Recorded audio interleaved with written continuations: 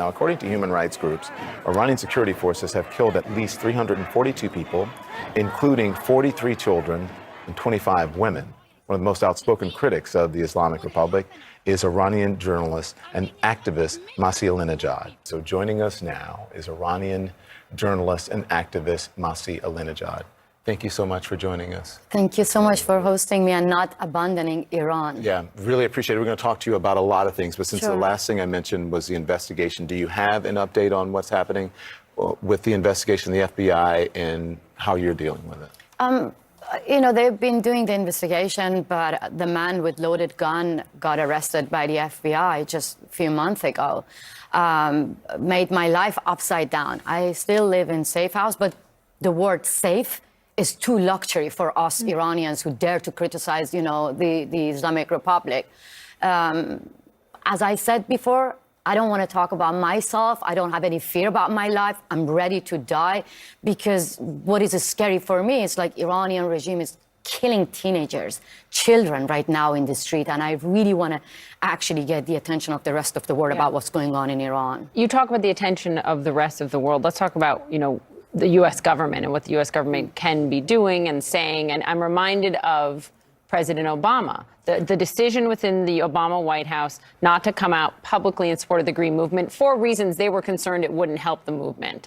But it was a big mistake. And I want you to respond to what he said now, because he agrees with you. Yeah. So let's play what President Obama said just a few weeks ago, and then you'll hear Hillary Clinton, Secretary of State at the time, who was on the show with us, also talking about it. Here they are. And in retrospect, I think that was a mistake. We have to do everything we can overtly to speak up, speak out, stand with the young women, and have the media continue to cover it. She's saying that's the lesson learned from what they didn't do. I hope so. I hope so, because it breaks my heart. You know why? Because more than 100 people got killed during 2009 movement. And I remember that the Obama administration got the advice from some Iranian apologists on CNN. They were welcomed here saying that don't touch the issue, don't support Iranian movement because then the Islamic Republic will accuse them. That was the narrative of the Islamic Republic, you know? And I myself, I came here to interview Barack Obama. I was invited by Obama's administration. And then when I was here, the State Department invited me and said that if we give you the interview, then we might send the wrong signal to Iranian regime. I was stuck here. I mean, I didn't get Obama. Instead, I got my husband. Got a husband, right? You met better your husband. deal out of, you know. But I'm here. But I gave voice to Iranian protesters like Nida Agha Sultan, which Obama himself actually mentioned about him in 2009. His family is not happy because it's too late to admit that, okay, now it's a mistake. But the U.S. government now can take a lesson and do a lot. I want to tell you this as well. Obama means he is with us in Persian. U means he. Ba means with.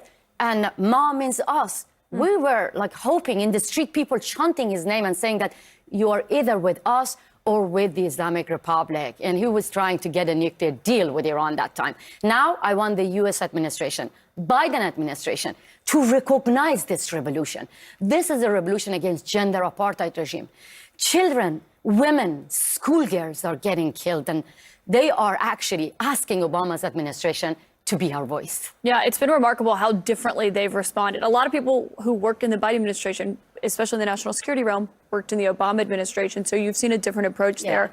But again, because the U.S. government didn't send any signal to Islamic Republic. They were trying to get a deal. They lift up some sanction. So there was no reason for Iranian government to stop killing people or to stop following me. So that's why they hired a person just 3 months ago with AK-47 to kill me. There was no punishment for the Islamic Republic. So you tell me, is there any reason for the Iranian regime to stop killing people when they're not being punished? When it's still the leaders of democratic countries trying to shake the handle with these murderers? So that's very scary. For me, this is the opportunity to ask the leaders of democratic countries, we don't want you to save us. We want you to save the Islamic Republic. Just cut your ties with these murderers and you recall your ambassadors and recognize the revolution. Well, important to note that there are intense sanctions on Iran, and the U.S. has said now they don't think they're anywhere close to getting a nuclear deal after thinking they initially were. Here at CNN. Oh, that means a lot to me because finally we see that CNN is really supportive, and especially CNN was the one broke the news of Nikah Karami, 16-year-old teenager. It is our job to put the story out there, and for the government will react however they will react, but it is our job to put the stories out there, and we thank you. And we thank you for Don't joining abandon us. us. Thank you and appreciate it. Next, I'm going to invite you to my beautiful country without forcing you to wear your beautiful hair. Thank you, Masa. Thank you.